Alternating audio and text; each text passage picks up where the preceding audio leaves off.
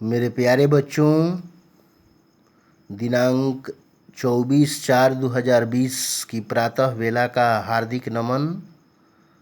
मेरे प्यारे बच्चों, आज की वर्ग 8 के कक्षा में मैं पाठ 1 हिंदी व्याकरण का पाठ पढ़ाने जा रहा हूँ, जिसके पाठ का नाम है भाषा, बोली, लिपि और व्याकरण, जो कि आप सभी पिछली कक्षा में ये सारी चीज़ों को पढ़ चुके हैं। लेकिन मैं आज इस पाठ को पढ़ाकर आप सबों के पास पिक्चर सहित वीडियो भेज रहा हूँ। लेकिन याद रखेंगे, इस पाठ को आप सभी पूरे पन्ने को फेयर नहीं कर लेंगे। जो मैं पढ़ाकर भेजूँगा उसी का आप सभी फेयर करेंगे हिंदी व्याकरण की कॉपी में। मेरे प्यारे बच्चों, सबसे पहले आप सभी भाषा के बारे में जानते हैं कि भाषा वह साधन है जिसके द्वारा हम अपने मन के भाव और विचार एक दूसरे पर प्रकट करते हैं और समझते हैं। यानी दूसरे शब्दों में हम कह सकते हैं कि भाषा वह साधन या माध्यम है जिसके द्वारा हम अपनी बातों का एक दूसरे से आदान प्रदान करते हैं। अब भाषा के दो रूप होते हैं, मौखिक भाषा और लिखित भाषा। आप सभी पहले से ही जानते हैं कि मौखिक भाषा क्या है। तो भाषा के जिस रूप से अपनी बात बोलकर कही जाती है और दूसरों की बात सुनकर जानी जाती है, उसे मौखिक भाषा कहते हैं।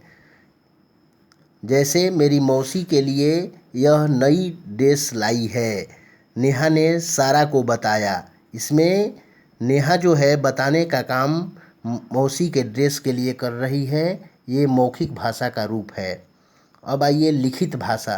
तो भाषा के जिस रूप से भावों और विचारों को लिखकर प्रकट किया जाता है और पढ़कर जाना जाता है, उसे लिखित भाषा कहते हैं।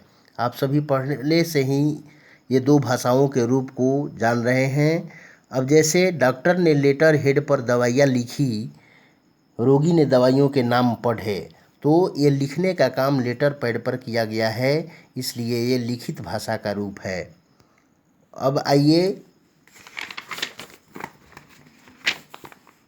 अब आप सभी बोली के बारे में जानते हैं कि किसी भाषा के सीमित क्षेत्र में बोली जाने वाली भाषा को भाषा के एक रूप को बोली कहा जाता है। या दूसरे शब्दों में हम कह सकते हैं कि किसी सीमित क्षेत्र में बोली जाने वाली या खास क्षेत्र में बोले जाने वाली भाषा को बोली कहते हैं।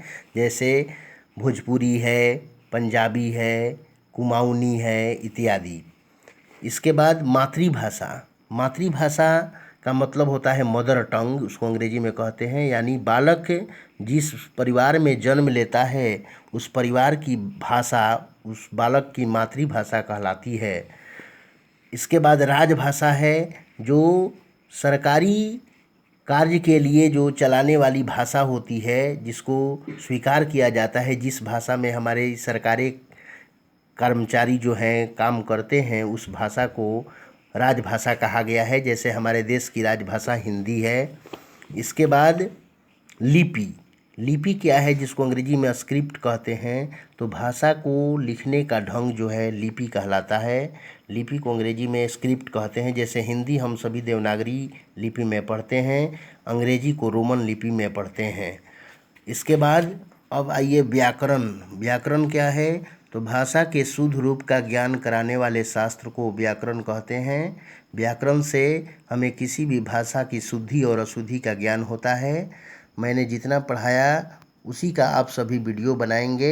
वीडियो को पढ़ करके आप फेयर करेंगे, एक्स्ट्रा पूरे पेज को फेयर नहीं करेंगे। धन्यवाद।